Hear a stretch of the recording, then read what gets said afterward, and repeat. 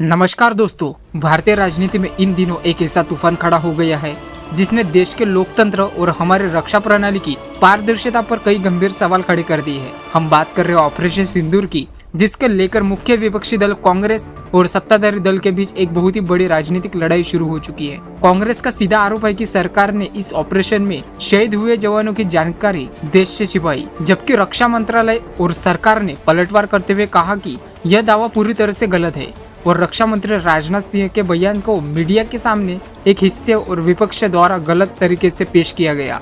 यह विवाद सिर्फ एक राजनीतिक बयानबाजी नहीं है, बल्कि यह हमारे देश के उच्च लोकतांत्रिक ढांचे के लिए एक अहम मोड़ है, जहां राष्ट्रीय सुरक्षा और जवानों के शहीद पर भी राजनीति की जा रही है। दोस्तों, आगे बढ़ने से पहले एक छोटी सी रिक्वेस्ट है। अगर आपको हमारे खबरें और विश्लेषण पसंद आते तो वीडियो को लाइक करें, अपने दोस्तों के साथ शेयर करें और चैनल को सब्सक्राइब करना ना भूलें। आपकी हर प्रक्रिया हमारे लिए महत्वपूर्ण है। अब बात करते इस पूरे विवाद की असल जड़ की और समझते हैं कि आखिर यह सब शुरू कहां से हुआ।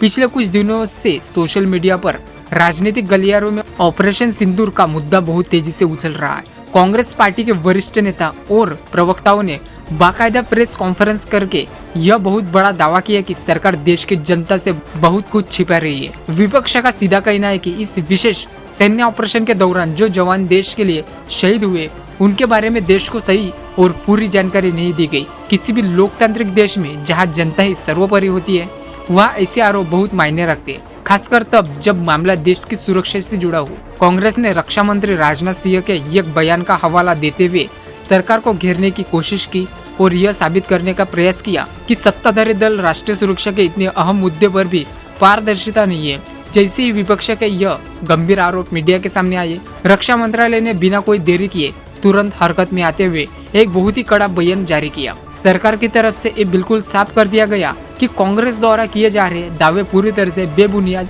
भ्रामक और झूठे हैं।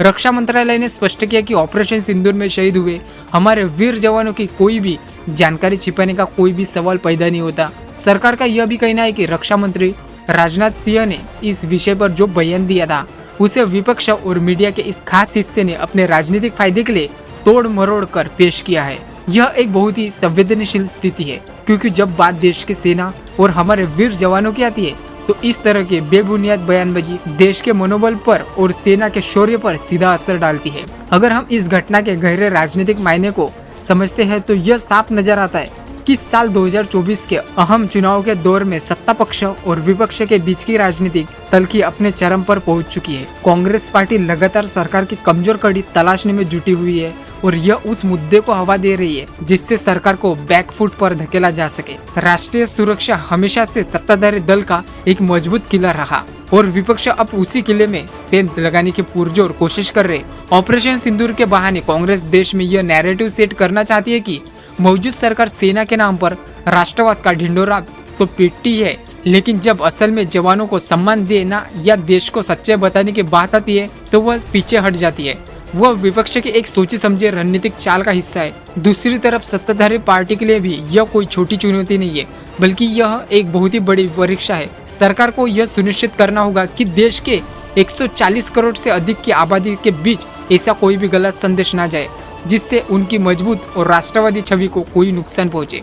रक्षा मंत्री का बयान गलत तरीके से दिखाए जाने की जो बात सरकार कर रही है वह दिखाती है कि आज के डिजिटल युग में सूचनाओं का युद्ध कितना खतरनाक और तेज हो चुका है। एक छोटी सी वीडियो क्लिप या एक अधूरा बयान रातों रात पूरे देश में फैल जाता है और लोग बिना सोचे समझे उसे सच मान लेते। सत्ता पक्ष को अब सिर्फ सीमा पर ही नहीं लड़ना, बल्कि सोशल मीडिया के इस भंवर में चल रहे इस फर्जी विमर्श से भी एक बहुत ही कड़ी लड़ाई लड़नी पड़ रही है। आखिर में यह पूरा सवाल सिर्फ ऑपरेशन सिंदूर या कांग्रेस और भाजपा नाम की किसी एक पार्टी की लड़ाई का नहीं रह जाता है। यह सीधा सवाल भारत के उस मजबूत साख और सेना के उस अस्मिता का है जो हमारी सेना ने दशकों तक अपने खून पसीने से बनाई है। किसी भी सैनिक की शहादत का कोई राजनीतिक रंग नहीं होता और हमारे शहीदों का सम्मान हर तरह की तुच्छ राजनीति से कोसों ऊपर होना चाहिए।